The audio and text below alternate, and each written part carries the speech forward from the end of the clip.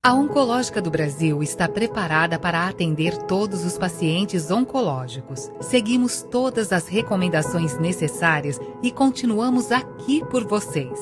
O câncer não espera, não interrompa o seu tratamento. Juntos, vamos vencer. Contamos com equipamentos modernos e equipe capacitada. A sua vida é mais importante. Marque sua consulta e continue seu tratamento oncológico. Ligue 3223-5800. Esqueça por um instante o status da medicina. Esqueça a imagem, o jaleco, o jantar e pense somente em gente que sente. Está mais do que na hora de resgatarmos o básico: amor, serviço, vida, sentido. Todos os dias, medicina para nós é arte. É o paciente que tem nome, a consulta que conversa, o exame que olha e vê. Nossa inovação é um lembrete aos essenciais. Nossos produtos são para sentir o pulso, reoxigenar a vida, olhar adiante e ajudar o time de saúde a se conectar com pacientes.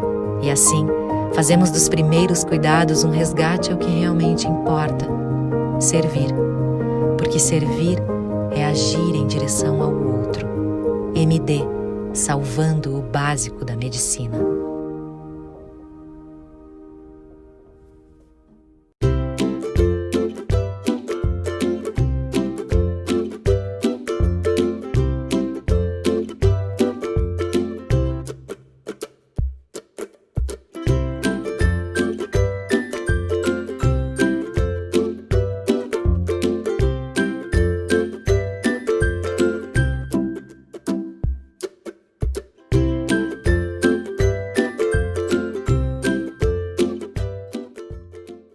Agora, porque o Sanaflix veio para mudar o jeito como você estuda medicina e mudar para melhor. Primeiro, você pode confiar na gente. Nós somos o maior projeto de educação médica do Brasil. E não é só porque temos estudantes em todos os estados brasileiros e em 10 países no mundo. Nem porque tem estudantes de medicina em mais de 300 faculdades do Brasil usando o Sanaflix. É porque temos uma equipe de mais de 150 pessoas trabalhando para melhorar a qualidade do seu estudo e a maneira como ele chega até você. Nós nascemos da vontade de revolucionar a maneira como você tem acesso à educação médica. A gente acredita que o valor que você dá para a oportunidade de estudar com a gente é o investimento no profissional médico que você vai conseguir ser. Por isso, é importante que você possa acessar a gente de onde estiver. Por exemplo, se você precisa usar o Sanaflix além do desktop, desenvolvemos o nosso aplicativo. Assim você pode otimizar seu tempo aproveitando o nosso material de qualquer lugar e com o mesmo conteúdo. Afinal, quem estuda com a gente sabe bem o que a gente tem de bom. São mais de 700 resumos para você fixar o que aprendeu, 300 fluxogramas para te ajudar a conectar os assuntos, 700 mapas mentais para estudar de forma ativa e, claro, mais de 1.600 videoaulas para assistir quantas vezes quiser. 4,5 de 5 é a nota geral das aulas por nossos estudantes. Elas são dinâmicas e objetivas e estão sempre melhores. Temos uma preocupação especial em aperfeiçoar a metodologia e a didática da nossa equipe de professores padrão USP. Eu acredito no Sanaflix e eu invisto meu tempo na preparação das aulas porque eu lembro de mim. Quando eu estava no 4º ano, eu tinha a disciplina da reumatologia que era muito difícil, eu quase bombei. Eu fico pensando, se eu tivesse a Aline para me explicar artrite reumatoide, com certeza aquela prova teria sido bem mais fácil. Quando eu comecei a entrar na área do ensino, eu ficava maravilhado, velho, eu consigo impactar positivamente na vida de diversas pessoas de uma vez só. O número de pessoas que eu estou impactando, velho, que eu estou ensinando e capacitando eles para que eles vão e na extremidade lá possam ajudar as pessoas e melhorar, sabe? E fazer um atendimento adequado, fazer um atendimento bem feito. Isso é sensacional, velho. Isso é muito reconfortante. Estudar medicina não pode ser caro, tem que ser fácil. Aproveite nossos planos e assine agora. A partir de R$19,50 por mês você pode ter acesso a todo o conteúdo sem restrições. E se você ficou ainda na dúvida e quer fazer um teste, fique à vontade. Experimente o Sanaflix por 7 dias agora.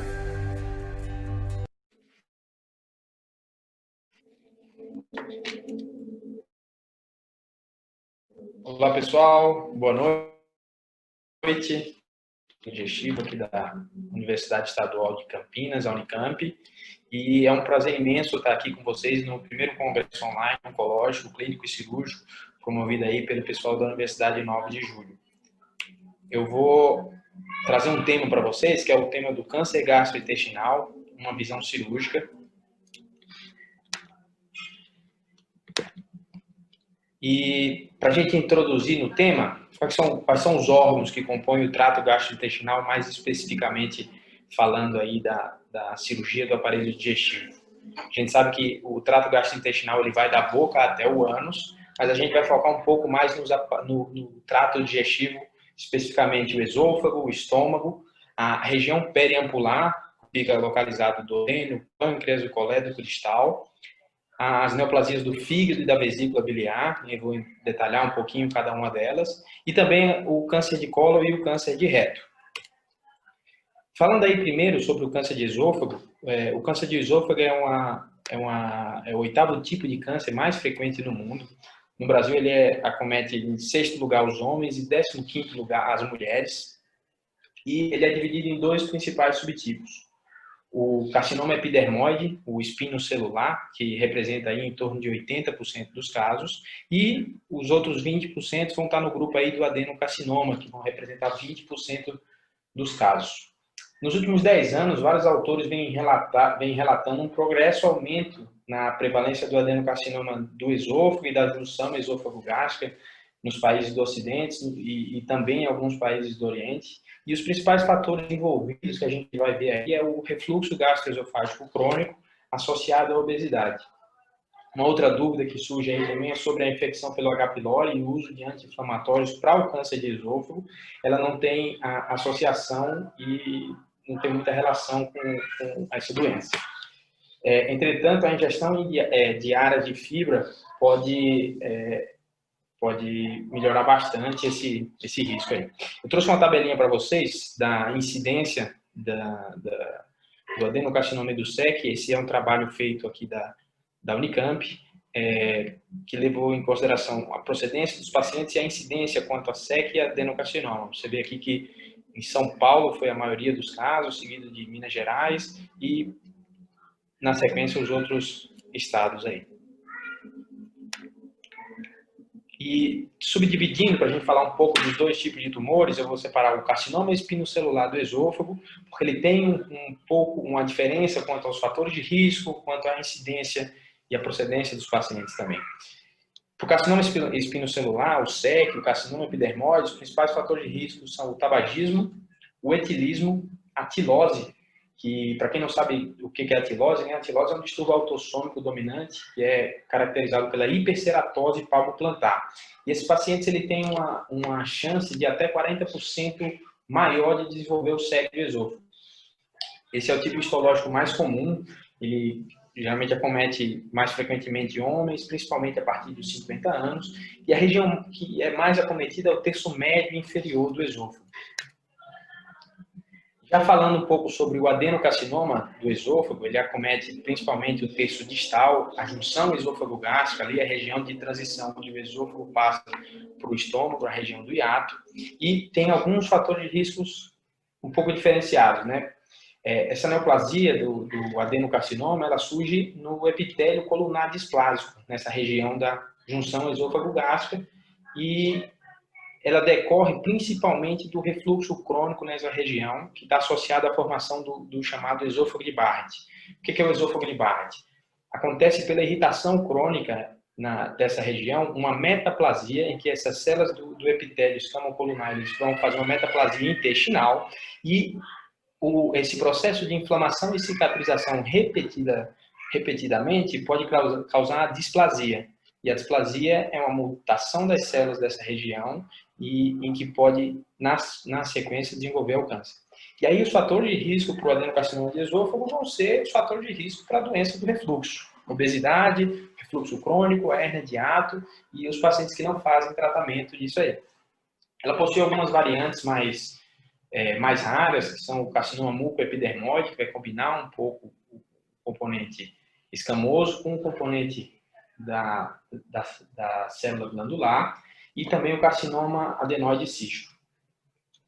Aqui eu tenho no diagrama, eu tenho o esquema, e essa imagem aqui de baixo que você vê é a região onde ocorre a formação do esôfago de Barrett, aí bem na junção esôfago-gástrica.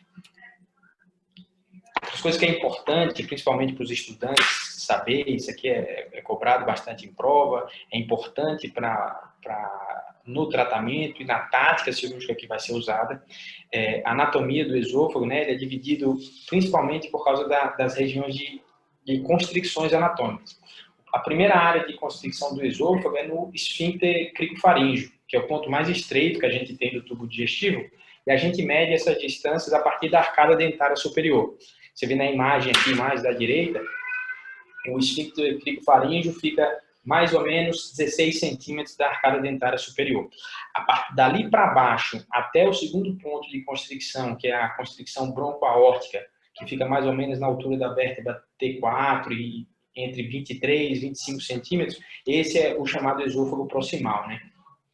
Dessa constricção broncoaórtica para baixo, até mais ou menos 38 centímetros da arcada dentária superior, que é a região da transição esôfago-gástrica, esse vai ser o esôfago médio, e esse esôfago distal ele vai ser a região mais próxima ali da junção esôfago-gástrica, que nessa transição entre esôfago e estômago é chamada a região da cárdia, e para os tumores dessa região, o adenocarcinoma dessa região, existe essa classificação aqui que eu trouxe para vocês da esquerda, é chamada classificação de Silvert,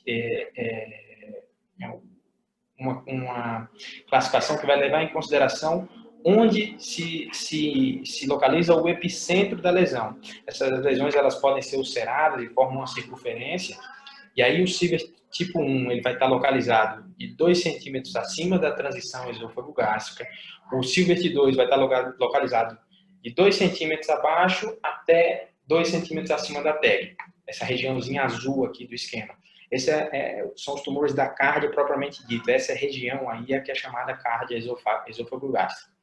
E no Silvert tipo 3, ele está localizado de 2 centímetros da transição esôfago-gástrica para baixo. E aí, por que existe essa classificação? Os tumores do Silvert tipo 3, eles tendem a se assemelhar mais os tumores de estômago, e o Silvert tipo 1 mais os tumores esôfago-gástricos. Mas eles vão, e aí vai levar em consideração a região que você vai precisar ressecar durante a cirurgia para o tratamento desse tipo de tumor. E como que é feito o diagnóstico, né, dessas lesões? O tumor do esôfago ele surge de dentro do epitélio de revestimento, seja ele o carcinoma espinocelular, seja ele o adenocarcinoma, ele surge da região da mucosa. Então, a gente, para acessar essa área, para ver, para fazer algum tipo de biópsia, um dos melhores métodos que a gente tem é a endoscopia. A endoscopia é um exame que é feito sob sedação, é introduzido um tubo pela garganta e ele vai prosseguir descendo o trato gastrointestinal, passando pelo esfíncter cricofaríngeo, descendo no esôfago e aí, de acordo com a localização, ele vai ver a lesão. Eu trouxe aqui para vocês um exemplo de um tumor de esôfago distal. Você vê nessa imagem aqui à direita uma lesão ulcerada, infiltrativa, sangrante, né, friável. E paralelo a ela, um exame de tomografia que mostra para vocês aqui a região do esôfago em que ocorre um afilamento. Esse tumor da tomografia é um tumor mais avançado, que pela tomografia ele já mostra aqui para a gente que está ocupando toda a luz do órgão, diferente desse aqui da direita. Então, da esquerda parece ser um tumor mais avançado. Essa imagem aqui é uma ressonância, essa imagem de cima é uma tomografia, mostrando a ocupação da luz do esôfago pelo tumor. Então, o que a gente tem? A endoscopia vai acessar para ver diretamente o tumor, ver a lesão. É possível, durante a endoscopia, fazer a biópsia, que vai dar um diagnóstico importante, o diagnóstico histopatológico, para a gente confirmar o tipo desse tumor, para ver qual tipo de tratamento vai ser feito. E a tomografia, a ressonância de tórax vai servir para quê? Para estadiar essas lesões. Outra coisa que a gente precisa ver é o grau de acometimento. Vocês veem nessa imagem aqui da tomografia que o tumor ele tem um íntimo contato com a árvore brônquica, né?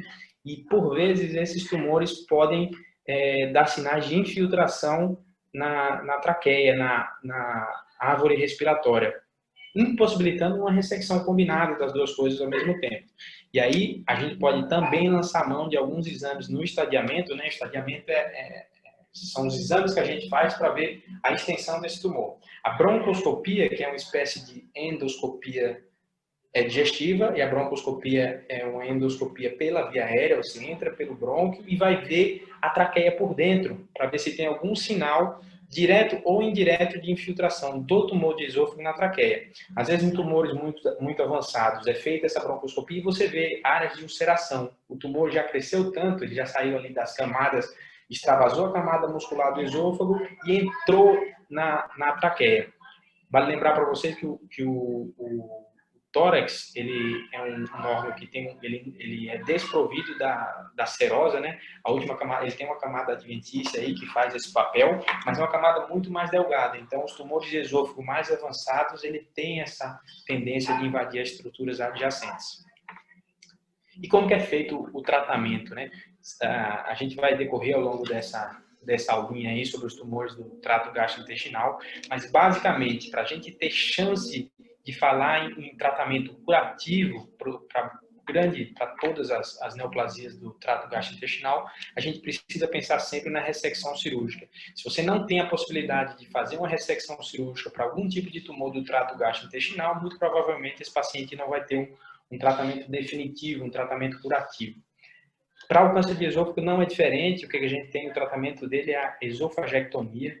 A esofagectomia é uma cirurgia que é removida a porção esofágica desde a região cervical até a transição esôfago-gástrica. Eu trouxe aqui para vocês a porção mais proximal do esôfago. Esse aqui é o tubo esofágico inteiro. Essa região mais afinada aqui é a região da transição esôfago-gástrica. Essa aqui é a porção do esôfago, do estômago proximal. E aí você me pergunta, mas eu vou tirar o esôfago, o que eu vou colocar no lugar? Uma prótese? O que é feito? A prótese é possível, existe algumas próteses, mas um dos melhores órgãos para a gente usar é o estômago. Na esofagectomia clássica é feito um tubo. Então, nessa imagem que a gente tem aqui do lado direito, isso aqui é um estômago, é feita uma gastroplastia e transformado esse estômago em um tubo, e ele é passado pelo mediastino e colocado na região cervical e é feita uma anastomose esôfago-gástrica na região cervical. Aquela pontinha que sobrou do esôfago, a gente faz uma anastomose com esse tubo do estômago e possibilita o paciente de voltar a se alimentar por via oral e o estômago vai fazer essa função do esôfago. E o que a gente tem de tratamento combinado além da cirurgia?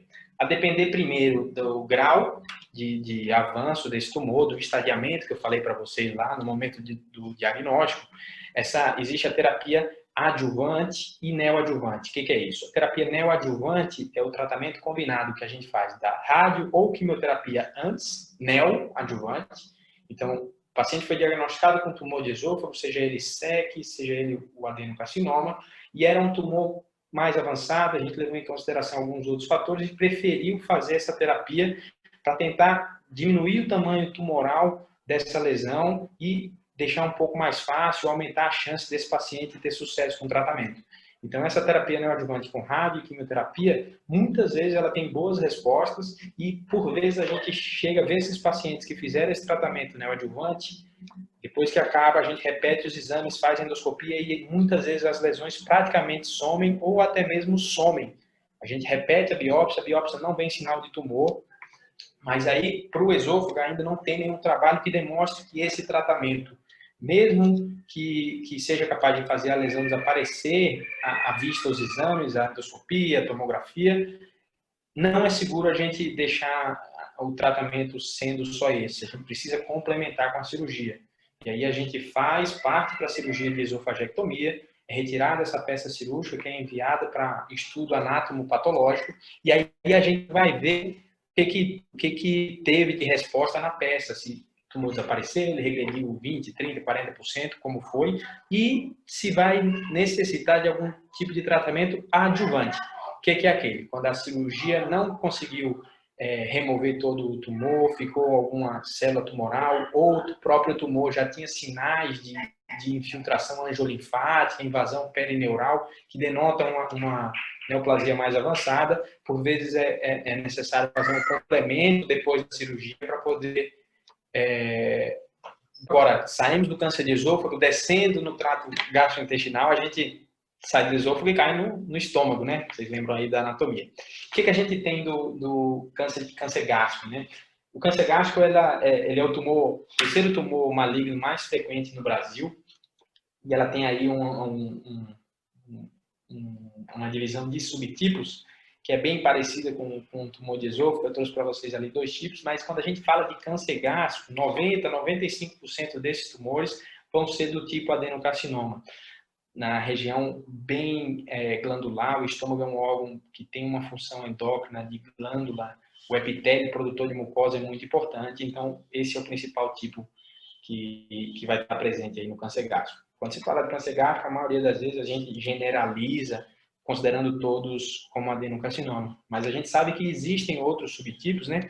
Linfomas, principalmente o linfoma malte, sarcomas, tumores, esse GIST é uma sigla, né? O tumor estromal gastrointestinal, que é um tumor que deriva das células de Carral, é considerado um dos outros tipos de tumores que também não tão comuns, mas dos tipos não adenocarcinoma, ele é um dos mais incidentes. E um outro tipo é o tumor neuroendócrino, né, que é um tumor das células cromafins, que pode acometer a região do estômago, podendo ser, inclusive, ter mais de um foco e acontecer de forma multifocal. E aí, o que a gente tem de fatores de risco, né? Existe uma causa multivariada e os componentes de risco podem ser de origem infecciosa, que a gente tem principalmente a infecção gástrica com formação de úlceras pela bactéria Helicobacter pylori. A idade avançada e o gênero masculino entra aí como um fator de risco. Além disso, a alimentação, os hábitos de vida com dieta pobre em produtos de origem vegetal, dieta rica em sal, consumo de alimentos com conservantes, com defumação, com conserva daquela conserva salgada, aí já mostrou que tem uma associação com esse tipo de tumores. E aí existe a associação com algumas outras patologias, por exemplo, a gastrite crônica atrófica, a metaplasia intestinal da mucosa gástrica, anemia perniciosa, os pólipos adenomatosos, que são os pólipos de glândula aí, que podem se degenerar e causar tumores, a gastrite hipertrófica gigante, e aí outras patologias benignas que podem ser predispor ao câncer gástrico aí também. E, além disso, a história pessoal, familiar, né, condições hereditárias, como o câncer gástrico familiar é uma entidade nosológica aí, ou a própria polipose adenomatosa familiar, conhecida lá da coloproctologia, eu vou falar mais para frente um pouco para vocês, também está associada a alguns tipos de tumores gástricos. E só para destacar, o H. pylori eu coloquei aqui em primeiro lugar, porque o H. pylori, a infecção ulcerosa pelo H. pylori está associada a um aumento em até 3 vezes na chance de câncer gástrico aí, né? E aí entram aquelas classificações, a OMS, ela tem várias classificações aceitas aí para o câncer de estômago, mas o que é mais usado no Brasil, o que é mais cobrado em prova para a residência e para o pessoal da graduação, são essas classificações dos subtipos de Lauren, né? Ele é dividido em um subtipo intestinal, que acomete aí 55 a 60% dos casos. Ele é um tumor comparado com o tipo difuso, que é esse que dá 30 a 35%, é um tumor menos agressivo. O tumor difuso, para quem ainda não está bem habituado, vai formar aquela alinite plástica, né, que é aquela invasão tumoral ali pela submucosa que se estende, você vê um estômago todo infiltrado pelo tumor, geralmente são tumores mais agressivos. E um outro tipo de classificação é essa classificação de Borman, né, uma classificação macroscópica. Isso aqui, quem dá a classificação dessas lesões geralmente é o próprio endoscopista, e ele vai dividir o tipo 1, eu trouxe aqui nesse esqueminha da direita, é uma lesão mais polipóide, uma lesão elevada, ainda não ulcerada. A partir do tipo 2 começa a formar a ulceração, mas ainda são bordos nítidos, né? No tipo 3, esses bordos começam a ficar não tão bem definidos, mostrando aí um sinal de infiltração tumoral, denotando um grau mais avançado. E o tipo 4 é o Borman infiltrante, né? Onde ocorre a lesão que eu falei, a alinite plástica, que está associada mais os tumores do tipo difuso de Lauren. E aí outras classificações também que acontecem é sobre o câncer gástrico precoce, né? O que é o câncer gástrico precoce? O câncer gástrico precoce, ele é uma classificação para tumores do tipo adenocarcinoma. Esse câncer gástrico precoce, a lesão tumoral, ela está limitada à mucosa e à região da submucosa, então você vê uma classificação que existe a TNM, o T que vai classificar quanto ao tamanho, o local do tumor, quando ele está restrito à mucosa e à submucosa, ele vai ser classificado como um tumor T1, e uma pegadinha aí que acontece, às vezes é cobrado em prova, o câncer gástrico precoce ele não leva em consideração o acometimento linfonodal. Ele só define a lesão no estômago. E aí entra por que confunde isso, né? A gente tem o câncer gástrico precoce e tem o câncer que é passivo de ressecção endoscópica. Coloquei no mesmo slide aí para a gente entender. Aqui do lado direito tem alguns exemplos de achado de endoscopia dessas lesões. Você vê que é uma lesão que parece ser uma lesão mais benigna, são lesões não ulceradas, lesões menores. Mas um câncer gástrico precoce, dependendo do tipo dele, ele já pode ter acometimento linfonodal e mesmo assim ser considerado um tumor gástrico precoce. Diferente de quando você está pensando em fazer uma ressecção endoscópica de uma dessas lesões, se você tem um acometimento linfonodal, não vai ter benefício de você tirar um tumor se já tem sinal que esse tumor infiltrou para os linfonodos, né? Então, é essa a diferença. A ressecção endoscópica está indicada para aqueles pacientes que têm adenocarcinoma do tipo bem diferenciado, que é um tipo elevado, ou seja, aquele tipo que ainda não houve a formação de úlcera, não teve aquele sinal que o tumor está mais infiltrativo. Ele tem que estar restrito à mucosa, e aí o que tem aí uma discrepância na literatura é até que tamanho. A gente vai ver que alguns autores consideram 2 centímetros, outros autores consideram 3 centímetros. No Brasil, teve um consenso, o Consenso Brasileiro sobre Câncer Gástrico, foi idealizado aí pela Associação Brasileira de Câncer Gástrico, ficou definido nesse último encontro que tumores até 3 centímetros seriam passíveis de ressecção endoscópica, desde que eles seguissem esses outros critérios. Lembrando, para a ressecção endoscópica, não pode ter o acometimento linfonodal, e no câncer gástrico precoce não é levado em consideração se há acometimento linfonodal ou não. Ele é específico aí do estômago. E quais são os sintomas, né? O que o câncer gástrico pode trazer de sintomas para nós? Diminuição do apetite, saciedade precoce, o paciente come, já está cheio, não consegue se alimentar bem. Acontece uma perda de peso em consequência disso também. Pode ter dor abdominal, náuseas, vômitos, anemia. O que é anemia? Esse paciente, essa úlcera, ela costuma ter pequenos sangramentos que muitas vezes o paciente não nota, mas ele vai espoliando, ele vai perdendo sangue ao longo do tempo e até que gera uma anemia. A hemorragia aguda, que é aquele sangramento mais vultuoso, que vai gerar uma hemorragia digestiva alta, o paciente vomitar sangue ou evacuar fezes com melena, fezes enegrecidas, corresponde a apenas 5% dos casos.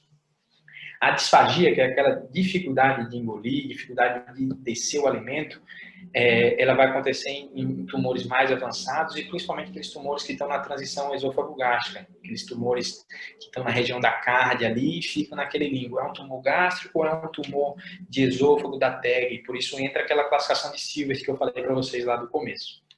Outras coisas que podem acontecer é as síndromes paraneoplásticas, que são síndrome raras, porque esses tumores eles podem ter um efeito produtor hormonal, uma espécie de glândula, e aí podem acontecer aqueles fenômenos. Tem a síndrome de Trousseau, né, que é uma síndrome que acontece uma trombose venosa recorrente, que está associada à presença do tumor do câncer gástrico, a cantose nigricans, que é comum às vezes no diabético, aquelas marcas enegrecidas na região das dobras, denotando aí uma resistência insulínica, e neuropatias periféricas. E eu trouxe para vocês também essa imagem do canto superior aqui, uma imagem clássica do nódulo de Bichot. O que é esse nódulo de Bichot? Ele é um linfonodo metastático na região supraclavicular esquerda, denotando que esse tumor ele já disseminou por via linfonodal, e esse linfonodo aí nos pacientes mais emagrecidos, às vezes no exame físico você detecta isso aí e tem que abrir a sua suspeita, o seu leque aí, diagnóstico para a neoplasia gástrica, precisa ser pensada nesses casos aí. O diagnóstico também, como câncer de esôfago, vocês vão entender aí que o tumor de estômago, de esôfago, do trato gastrointestinal, da região tubular, vai ser feito por endoscopia. Você precisa ver a lesão e de lá você tira pedacinhos, pequenos fragmentos aí, que é a biópsia. Isso aí é o padrão ouro para o diagnóstico do câncer gástrico. A tomografia também para o câncer de estômago vai ter um papel de estadiamento, vai ver o acometimento, se há acometimento linfonodal ou não. A ecoendoscopia vai ter um papel muito bom aí no câncer gástrico precoce, para ver essa infiltração de mucosa, submucosa. Dá para você ver também linfonodos perigástricos por essa ecoendoscopia. PET-CT é um outro método de de avaliação global desse paciente, principalmente quando você tem suspeita de algum tipo de metástase. O PET-CT vai ser bom para fazer essa diferenciação. Se fez a tomografia, está na dúvida se tem uma metástase em tal lugar ou não, então a gente pode lançar a mão do PET-CT.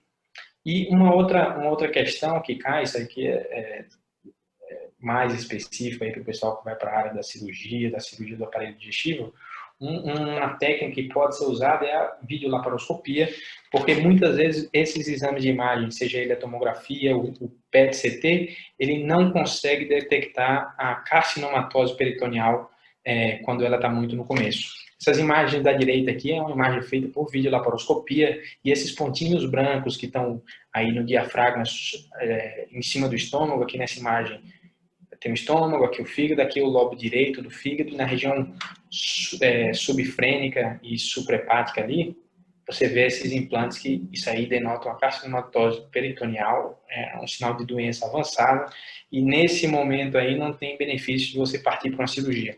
Então, muitas vezes, antes de você indicar uma ressecção cirúrgica de cara, alguns centros, e é de bom tom fazer uma videolaparoscopia diagnóstica que poupa o paciente aí, muitas vezes, de uma incisão no abdômen. Você fez um furinho, olhou a barriga e já detectou que tem carcinomatose, põe o pé no freio, manda o paciente fazer algum tratamento complementar, quimio, radioterapia, para poder avaliar se ele vai ser candidato a uma cirurgia mais para frente. E o que a gente tem no tratamento a mais desses pacientes, né? A neoadjuvância, da mesma forma que eu falei ali para vocês no câncer de esôfago, existe para o câncer de estômago também. Ela está indicada ali para os tumores de estômago T2 ou maiores, que já denotam uma lesão mais avançada, ou quando já tem, pela tomografia, pela ressonância, pela ecoendoscopia, sinal de que tem algum linfonodo acometido.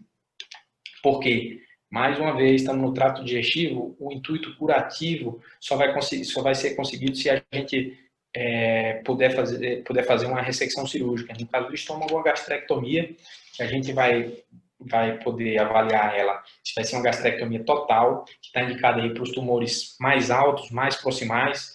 Eu não vou me especificar muito nisso, mas é uma técnica cirúrgica, não dá para você ressecar a região proximal e manter o antro devido à vascularização do estômago e à possibilidade de reconstrução.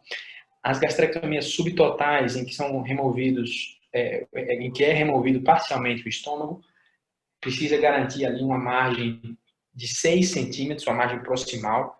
Se você vai ressecar uma parte do estômago e não tiver margem de 6 centímetros até a transição esôfago-gástrica, talvez seja melhor você fazer uma gastrectomia total. E outra, para baixo, a margem distal precisa ser em média aí 3 centímetros. Isso aí para ressecções, para avaliar se vai precisar fazer algum tipo de ressecção do adenal ou do antro gástrico também. E aí tem a linfadenectomia, é um tema bastante comentado aí em prova, na vida acadêmica de todo mundo e na própria vida cirúrgica. Qual tipo de linfadenectomia fazer? Eu não vou me deter muito, mas existe a linfadenectomia D1, D2, D3 e a D1+. E o último consenso brasileiro é que para essas ressecções de estômago, com o intuito curativo para o câncer gástrico, a linfadenectomia mais preconizada no Brasil é a linfadenectomia do tipo D2, em que é ressecado todos os tumores, todos os linfonodos da região perigástrica, do tronco celíaco, aqui representado na zona amarela, e os linfonodos do hílio hepático e do hílio esplênico também. E aí a gente continua descendo na anatomia, passando o estômago, a gente cai no duodeno. E a primeira porção, para a segunda porção duodenal, existe uma região chamada a região periampular, essa região que fica ao redor da papila de Vater, né? O que tem nessa região? A gente tem o pâncreas, tem a papila duodenal, tem a porção distal do colédoco aí da árvore biliar e tem o próprio duodeno, que são lugares passíveis de ter tumores.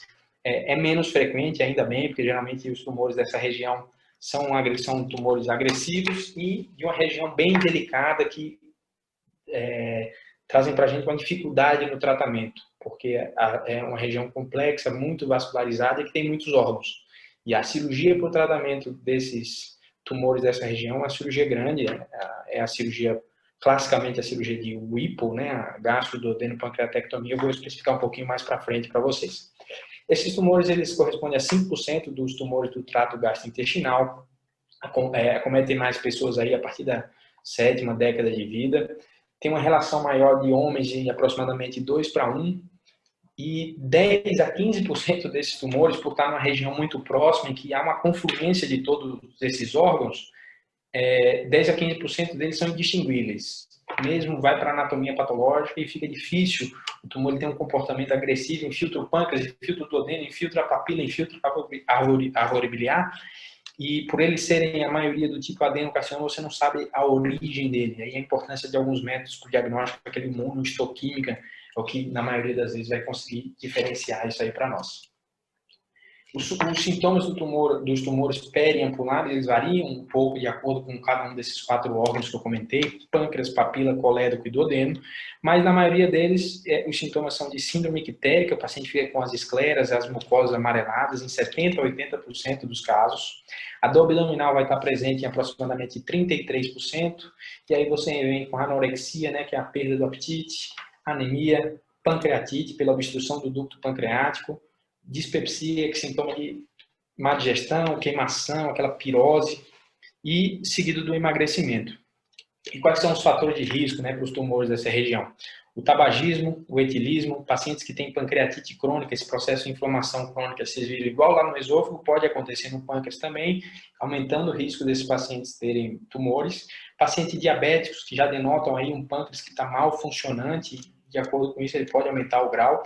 E aí, PAF, é a polipose adenomatosa familiar, que vocês viram que tem lá no estômago, agora na região periampular, principalmente os tumores de duodeno estão associados à polipose adenomatosa familiar.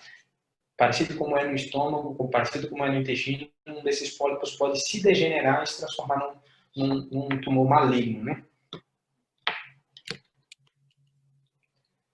E aí, vou entrar um pouquinho em detalhe cada um dessa região. O tumor da cabeça de pâncreas, ele é o mais comum, ele é o mais agressivo, ele representa aí aproximadamente 50% dos tumores periampulares. Eu trouxe aí para vocês essa imagem, um sinal semiológico clássico que a gente acha. Isso aqui é o hipocôndrio direito, né? Aqui está a região da mama do paciente. Aqui é o rebordo costal e a gente vê uma protuberância aí bem redonda, né? O que é isso? É a vesícula biliar palpável, né? Isso aqui é o sinal de Courvoisier-Terrier, é uma vesícula biliar palpável por causa da obstrução da árvore biliar, e aí a vesícula serve como um coxinha, uma via de escape para a bile não refluir totalmente para o fígado, porque o canal está obstruído, e aí você, no exame físico, consegue evidenciar isso. Esse paciente provavelmente vai estar ictérico, vai estar com os outros sintomas aí de um tumor periampular.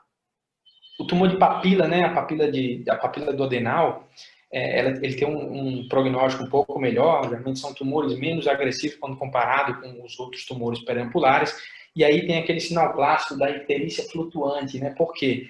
A coledoclitíase, que é a formação de cálculos na árvore biliar, pode dar isso, porque do jeito que o cálculo se mexe, a papila inflama e desinflama durante o processo tumoral.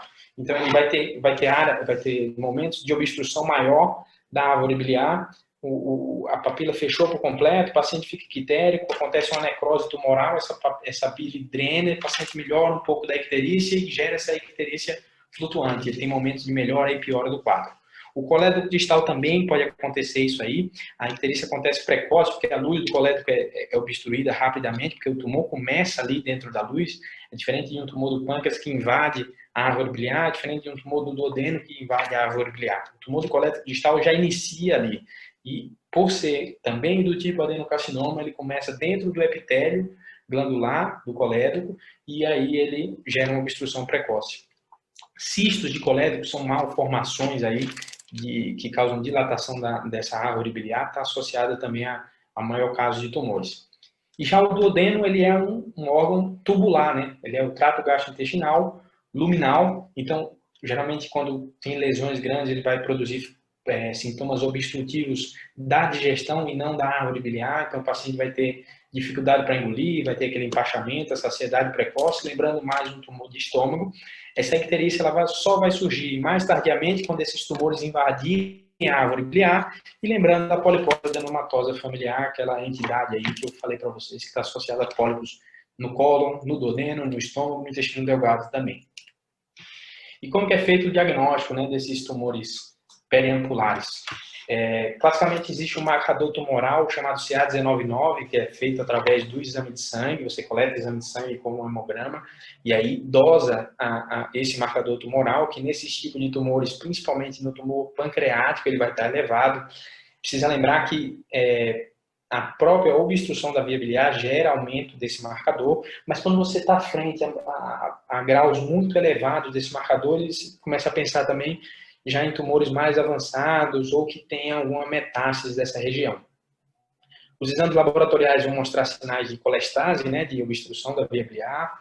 Então, você vai ter elevação das enzimas canaliculares, a fosfatase alcalina, a gama-GT, o aumento da bilirrubina com predomínio pela bilirrubina indireta, né, pela bilirrubina direta, desculpe, mostrando um sinal de patologia obstrutiva e não hepatocelular. O TGO e TGP, chamado atualmente a nomenclatura AST e ALT, né, vão estar um pouco elevadas, mas não diferenciando da hepatite. Quando você tem um quadro hepatocelular de icterícia, uma inflamação do parênquima hepático, essas enzimas aí, a TGO, que é a AST, e a TGP, que é a ALT, vão estar bem elevadas, próximo de 1000. E quando você está frente a uma obstrução, essas enzimas vão estar mais tocadas aí 2, 3 vezes no máximo do valor normal de referência.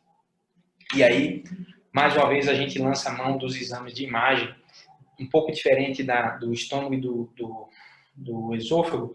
Nem sempre essa árvore biliar consegue ser acessada visualmente. O pâncreas, por exemplo, é um órgão retroperitoneal que a gente não consegue ver ele através dos exames de imagem de forma direta, né? A não ser que sejam por métodos cirúrgicos. Mas o ultrassom é um exame inicial que vai levar a suspeita, ele vê uma lesão ali, ele vê a dilatação de via biliar, mas ele tem pouca sensibilidade para dizer especificamente que tipo de lesão é, o tamanho, porque o gás atrapalha, tem gás do duodeno, o duodeno é um órgão retroperitoneal, o pâncreas é um órgão retroperitoneal e a árvore biliar fica atrás de alças intestinais. Então, o ultrassom é um exame ruim, mas que pode servir como um método de triagem. Já a ressonância, a tomografia, são exames de imagem bons para esse caso aqui. Essas imagens do lado direito são imagens é uma fase de colangiografia, né, de colangiorressonância, em que você consegue ver bem a anatomia, né? Você vê uma árvore biliar dilatada, esse ducto fininho marcado pela letra E é o ducto pancreático, o C é o ducto colédoco subindo ali para a árvore biliar, os ductos hepáticos, essa região aqui é a região do fígado, e o A é a vesícula biliar bem preenchida, bem cheia, talvez esse paciente tivesse aí o sinal de Courvoisier-Terrier. Da mesma forma, aqui do lado direito, um outro exame de coluna de ressonância com a resolução um pouquinho diferente, mostrando a dilatação do ducto pancreático, mostrando uma imagem negativa na região da cabeça do pâncreas, que não é contrastada. Isso aqui é a região onde está acontecendo o tumor, uma dilatação da via biliar, uma dilatação importante da vesícula. Outra coisa que a gente tem é a CPRE. A CPRE é a colangiopancreatografia retrógrada endoscópica. É uma palavra difícil, por isso que a gente usa a sigla aí. E é um procedimento feito por endoscopia que acessa a via biliar através do método de contraste e cateterização e vai fazer um exame radiológico semelhante a esse aqui que vocês estão vendo. Durante esse procedimento é possível também fazer biópsia e existe eu vou mostrar para vocês mais para frente, existe uma coisa chamada coledocoscopia. Você joga uma câmerazinha que sai do próprio aparelho de endoscopia, de CPRE, e ele entra e filma a árvore biliar. Um outro método que pode ser usado, principalmente por pâncreas, quando a gente pensa em fazer biópsias, é a ecoendoscopia, que é um ultrassom acoplado à endoscopia, permitindo precisamente identificar a lesão e, associado à endoscopia, fazer algum tipo de biópsia aí, se necessário. Essa aqui é a imagem clássica do tumor pancreático na tomografia, né? Ela é uma imagem hipovascular, menos densa do que o parênquima pancreático normal, associada a uma dilatação do ducto pancreático, ducto de Wilson. E aqui eu tenho a imagem da endoscopia, né? Essa aqui é uma lesão duodenal, você vê aqui uma lesão ulcerada, precisa ser feito biópsia para suspeita. E esse aqui é o esquema da CPRE, em que é feito um exame igual à endoscopia, só que é possível cateterizar a via biliar. Esse aqui ele está jogando uma câmera, possível de ver a árvore biliar, e aqui o ducto pancreático, e possível fazer biópsias também. E como é feito o tratamento, né? O tratamento dessas lesões, ela se dá principalmente pela mais uma vez, estamos frente a tumores do aparelho digestivo. Se a gente está pensando em cura, a gente está pensando em ressecção cirúrgica. Então, a ressecção cirúrgica precisa ter margens livres, é aquela chamada ressecção R0, em que macroscopicamente não tem lesão visível após o procedimento da cirurgia e microscopicamente no estudo anatomopatológico também não tem. É importante fazer uma boa linfadenectomia dessa região aí para tirar todos os prováveis possíveis sítios de metástase, e muitas vezes esses pacientes vão ter que evoluir depois para quimio ou radioterapia. Existe também a possibilidade de fazer a neoadjuvância, né, essa quimio ou radioterapia antes, tentando disseminar esse tumor, tentando ver a biologia, se esse paciente vai progredir com a doença enquanto está fazendo a quimioterapia, já mostrando que talvez ele não seja um bom candidato à ressecção cirúrgica. Eu falei lá para vocês que o tumor de papila ele tem um comportamento um pouco menos agressivo, e aí dependendo do tamanho da lesão e se o paciente não tem tanto status cirúrgico, pode-se pensar em ressecção endoscópica. Tem que ser bem criterioso, tem que ser tumores bem precoces, bem iniciais, ou então são aquelas lesões adenomatosas suspeitas que estão causando um tipo de obstrução em via biliar. Classicamente, a cirurgia para tratamento dos tumores dessa região é a cirurgia de Whipple, né, que é a gastroduodenopancreatectomia, é removido toda essa região. E aí, mais recentemente, a preservação do antro, a preservação da região do piloro, pela cirurgia de Langmuir travesso, trouxe alguns benefícios aí e menos morbidade com ressecções para tumores menores. Mas lembrando que a gente precisa dar uma margem boa, então às vezes a gente precisa ressecar o antro gástrico, um segmento do estômago, para fazer o tratamento desses tumores também. E aí, passando na anatomia, já que a gente entrou na via biliar, vamos subir para o fígado, que é um órgão não luminal, né? E aí a gente não vai, mais uma vez, a gente não vai conseguir fazer endoscopia e ver diretamente o fígado, só através dos exames de imagem. E eu vou especificar um pouquinho para vocês, porque o tumor do fígado mais comum não é o tumor do fígado, é o tumor de algum outro sítio do trato digestivo que gerou uma metástase para o fígado. Mais comum que ele seja dos tumores de cólon. Os cânceres coloretais são os principais sítios primários que geram metástase para o fígado. E aí, os tumores do fígado propriamente ditos, o que vão ser? Eles vão ter uma origem ou dos próprios hepatócitos, né? Na anatomia, na histologia do fígado, ou ele é da célula hepática, propriamente dita, do hepatócito, ou ele é da árvore biliar, ou ele é dos vasos sanguíneos dessa região. O carcinoma hepatocelular, né, que é o tumor derivado dos hepatócitos, ele representa aí 80% desses tumores. Os tumores da via biliar, chamados colangiocarcinomas, que a gente viu na região perambular distal do colédoco, também é uma entidade deles. E o tumor desses vasos sanguíneos são os angiosarcomas e outros tipos de tumores que podem acontecer também, como por exemplo o hepatoblastoma, que é um tumor comum da infância, aí, né? Um tumor derivado das células embriológicas do fígado, né? As células fetais hepáticas. E entrando um pouco na metástase, a maioria delas são do tipo do câncer coloretal. 15 a 20% dos pacientes que têm câncer de colo, eles já são diagnosticados com a presença de uma metástase hepática. E 60% deles vão desenvolver metástase hepática ao longo da sua doença, com tratamento ou sem tratamento. A importância do CEA, aí a gente já viu o CA199, o CEA é um outro marcador tumoral importante para o câncer coloretal. E as metástases não coloretais, as outras, os tumores neuroendócrinos das não coloretais correspondem a aproximadamente 40%, né, dos tumores neuroendócrinos vão desenvolver metástase hepática. E aí eu trouxe esse gráficozinho da incidência dos outros tipos de tumores que dão metástase para o fígado.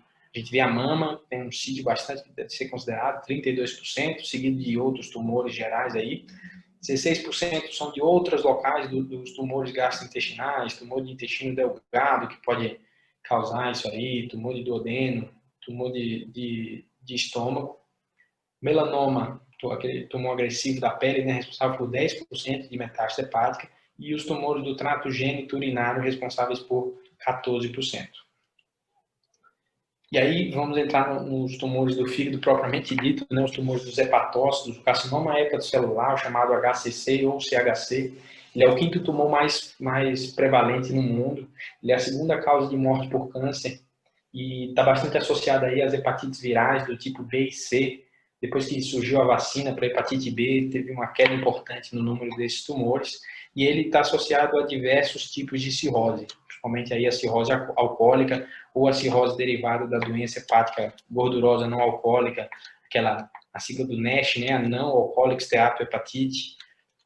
Tem outras hepatopatias crônicas que estão associadas também, como a hemocromatose. E o que a gente vê, né? 70% a 90% desses pacientes que desenvolvem o CHC, eles têm algum tipo de cirrose. Então, denotando aí que é importantíssimo fazer rastreio de câncer hepatocelular nos pacientes que têm algum tipo de cirrose. Como que é feito esse rastreio? Inicialmente a gente faz com ultrassom, que é um método simples, um método rápido, bastante acessível no Brasil. E achou uma lesão suspeita no ultrassom, você complementa ele com um exame de imagem. É importante a gente lembrar do marcador tumoral, do carcinoma hepatocelular, dos tumores de fígado, que é a alfa-fetoproteína. A alfa-fetoproteína é um bom marcador tumoral, mas lembrando que tumores pequenos, tumores menores, ele pode não ter alterações. A alfa-fetoproteína costuma se elevar em tumores mais avançados, em tumores maiores.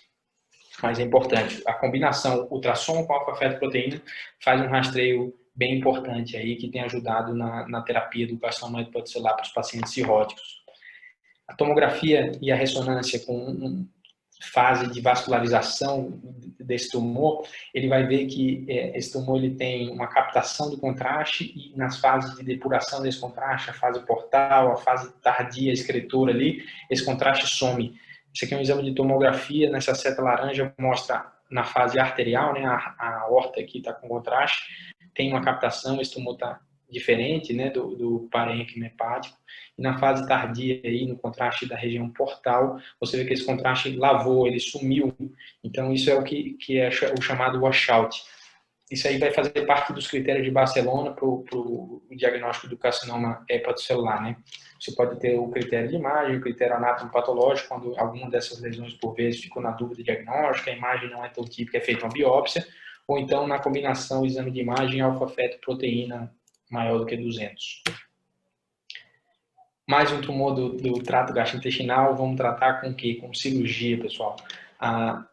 O intuito curativo no carcinoma hepatocelular tem três premissas básicas, né? Ele precisa ser ressecado, seja de forma cirúrgica ou através do transplante. A ressecção, a hepatectomia é retirada com margem e o transplante de fígado é substituído, esse fígado de certa forma também é retirado. E aí eu coloquei um asteriscozinho aí na ablação, também pode ser considerado um método curativo para tumores menores do que 2 centímetros. A ablação, o que é? Você vai para um método de agulha, você, guiado por imagem, coloca um fio guia metálico nessa região e faz uma ablação através de radiofrequência. Você queima essas células com a radiação.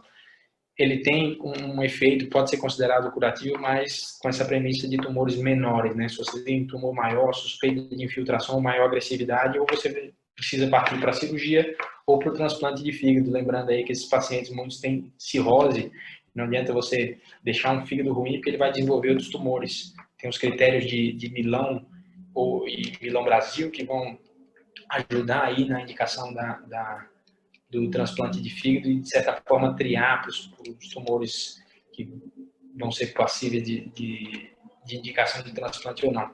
Lembrando, os critérios de Milão, uma lesão focal, né, uma lesão suspeita por carcinoma hepatocelular de até 5 centímetros ou então até 3 lesões de 3 centímetros. O Milão Brasil muda um pouco porque para o transplante ele não considera as lesões menores do que 2 centímetros. E aí também entra a quimioterapia. A quimioterapia não vai ter intuito curativo, ele pode ser um tratamento adjuvante, né, que vai ajudar aí tanto no pré ou no pós, e ele pode ser um tratamento sistêmico, que geralmente ele é deixado para os esquemas paliativos, para o paciente que não tem, ou que já foi operado e não respondeu, ou que o tumor está avançado, ou que tem metástases, né, são essas duas drogas as mais utilizadas, o sorafenib e o regorafenib. E existe também o método da quimioterapia loco-regional, em que é feita uma quimioembolização, é cateterizado, a artéria hepática entra para a vascularização tumoral e joga quimioterápico diretamente no tumor. Esse é um outro método aí bastante utilizado, que dá para, você não considera ele como intuito curativo, mas você leva esse paciente aí para uma possibilidade de transplante ou segurar alguma ressecção.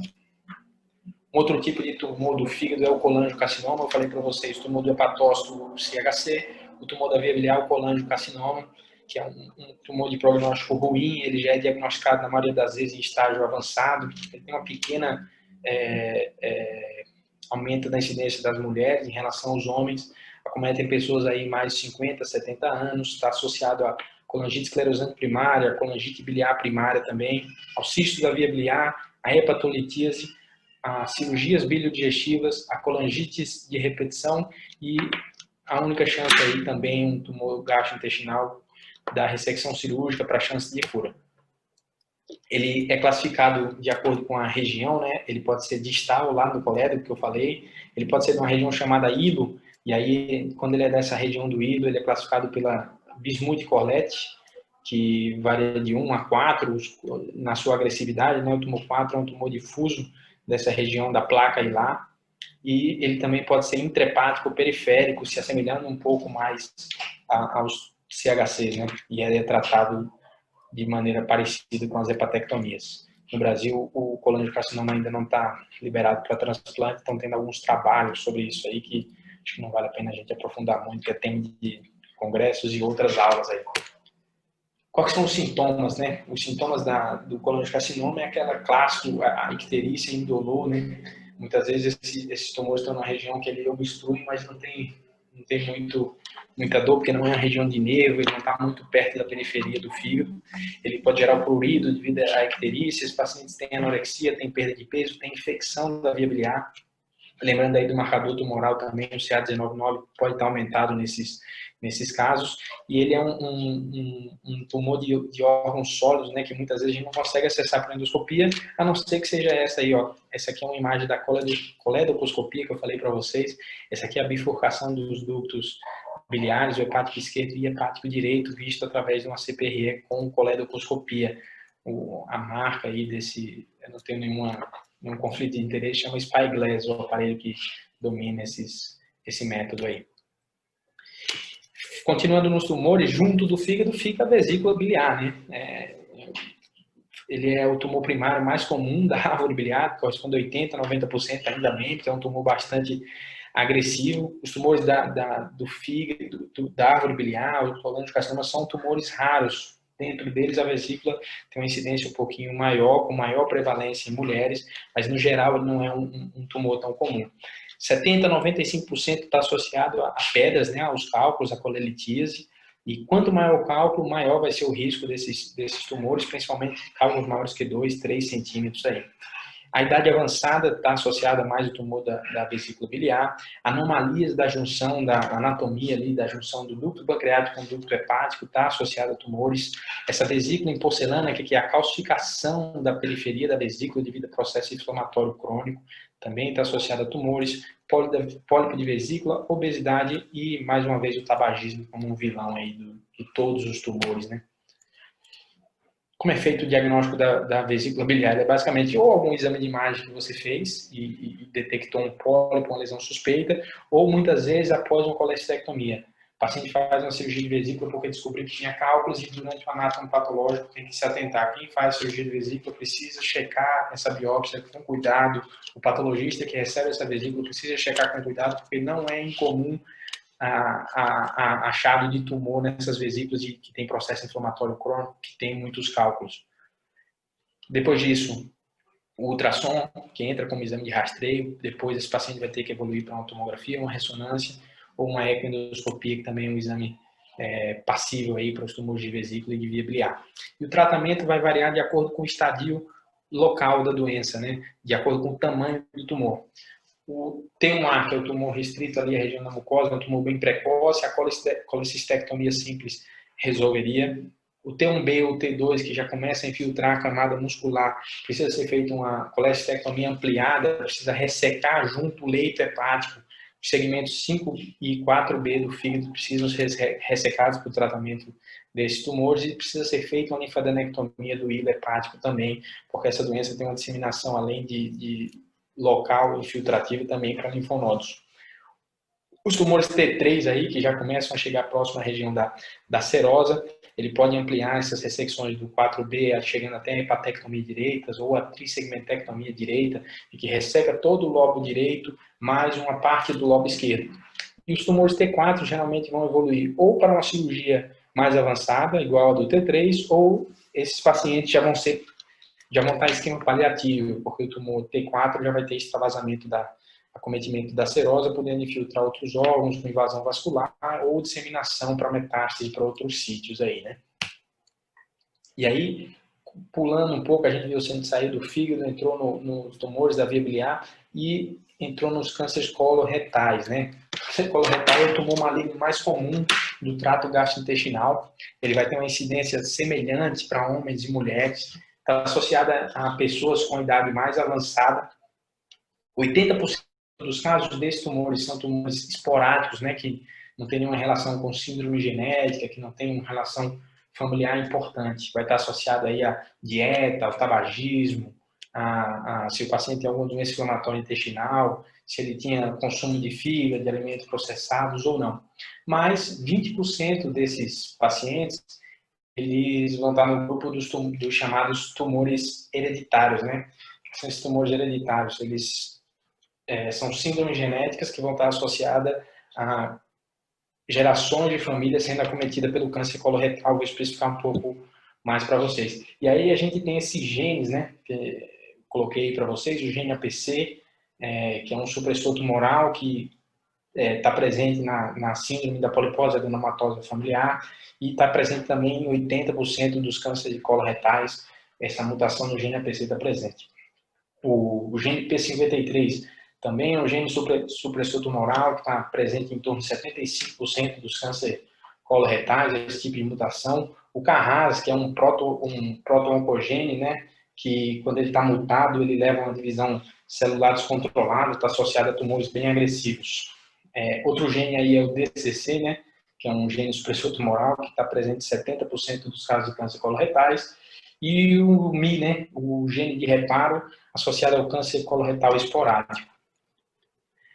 O câncer coloretal ele pode ter uma lesão precursora, né, que são os pólipos. Esses pólipos eles podem ser os pólipos neoplásicos, são os conhecidos adenoma tubular, o túbulo viloso ou viloso, que eles, muito tempo dessas lesões não sendo tratadas, não sendo ressecadas, eles vão progredir para o câncer coloretal.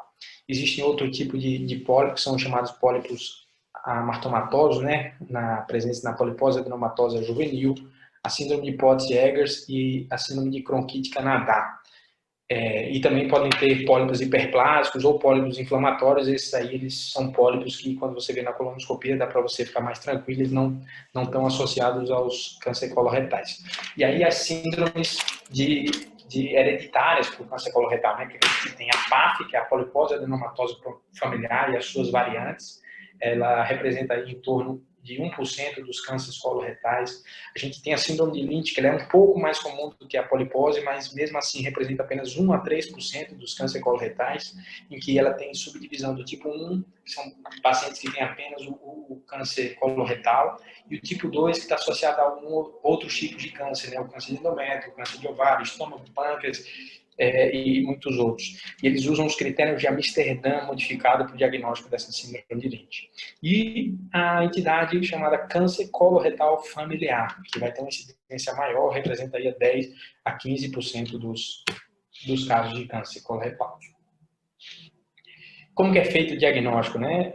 Uma coisa importante da gente lembrar é o exame físico nesses tumores, né? O toque retal vai conseguir muitos tumores de reto ali, o dedo no exame físico atinge 8, 9, 10 centímetros às vezes, e com um exame físico simples, o paciente não gasta nada, o paciente está lá na consulta e com toque retal você consegue fazer um diagnóstico que muitos exames de imagem têm dificuldade de fazer, né? Então, se atentar ao exame físico faz parte da propedêutica do exame gastrointestinal, o toque retal. Não pode deixar, é incômodo, precisa ser feito de maneira levando em consideração a privacidade do paciente, precisa ser tomado todos os cuidados, principalmente nas mulheres, ter cuidado com o pudor, mas é uma parte que é essencial e faz parte do diagnóstico do câncer coloretal.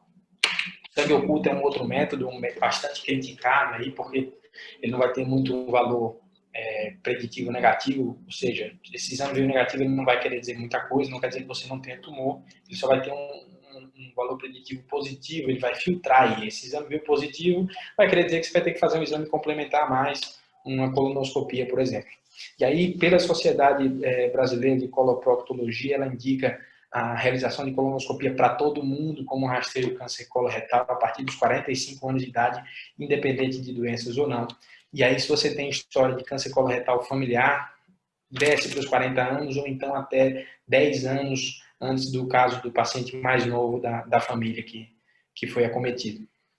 Mais uma vez, a tomografia, a ressonância vão servir para o estadiamento, né, para ver aqui, a gente tem uma lesão no cólon transverso aqui por essa tomografia, mostrando uma lesão ulcerada e estenosante, né, esse paciente muitas vezes abrem para o diagnóstico um quadro de obstrução intestinal. E aí a ecoendoscopia também vai ter o valor da mesma forma lá para as ressecções endoscópicas, né, muitas vezes essas lesões elas são passíveis de ressecção de submucosa ou de mucosa pela colonoscopia. E destacando um pouco também o papel da ressonância para o estadiamento do tumor de reto. O tumor de reto é uma entidade, é considerado câncer coloretal, mas ele funciona um pouquinho diferente aí do tumor de cólon mais alto, né? Ele tem uma resposta um pouco diferente, ele é um tumor que está numa região extraperitoneal e ele vai ser tratado um pouco diferente. Os métodos de tratamento vão ser a cirurgia upfront. O que é a cirurgia upfront? Você não faz na adjuvância, você entra com a cirurgia direto e depois vê se precisa ser feito algum tipo de tratamento. Aqui na direita foi uma cirurgia feita lá na Unicamp, essa cirurgia foi feita por videolaparoscopia, que é possível fazer para tratar isso aí. O paciente fez uma colonoscopia, fez uma tatuagem, né, jogou essa tinta nanquim preta para ajudar na hora de identificar, já que na vídeo a gente não consegue fazer palpação do intestino, que era um tumor pequeno. Às vezes até na cirurgia aberta a gente tem dificuldade. Então essa colonoscopia marcou o lugar do tumor e auxiliou aí na ressecção, mostrando uma lesão ulcerada no sigmoide que foi passível de ressecção por videolaparoscopia. A cirurgia robótica tem ganhado espaço também, principalmente nas cirurgias dos tumores da pelve, ali do reto, pelo acesso, pelo robô ser articulado e conseguir acessar melhor essa área. Uma coisa que a gente precisa levar para vocês aí é o tratamento neoadjuvante para o câncer de reto, radioquimioterapia operatória, chamada de esquema negro. Esse paciente faz radioquimioterapia tanto para tentar ganhar margem, para não precisar fazer uma cirurgia grande, a chamada aí a amputação abdômeno-perineal, a cirurgia de Miles, que resseca o ânus, o paciente fica com uma colostomia para o resto da vida. Esse tratamento neoadjuvante que no Brasil foi idealizado aí pela doutora Angelita Gama, um ícone aí da cirurgia gastrointestinal de coloproctologia lá da Universidade de São Paulo. É um dos maiores nomes da cirurgia coloretal aí, trouxe esse protocolo de watch and wait, em que os pacientes fazem o tratamento com radioquimioterapia, e se eles têm uma resposta completa, diferente lá do esôfago, que não dá para ficar olhando, né, para observar, os pacientes sim, eles podem ficar nesse método de watch and wait e seguir sem precisar de uma ressecção cirúrgica com chance de cura. Eles têm muitos casos, aqui na Unicamp existe também um protocolo de segmento desses pacientes com boa resposta. Vários pacientes estão, vários anos depois do tratamento neoadjuvante, estão livres de doença, né?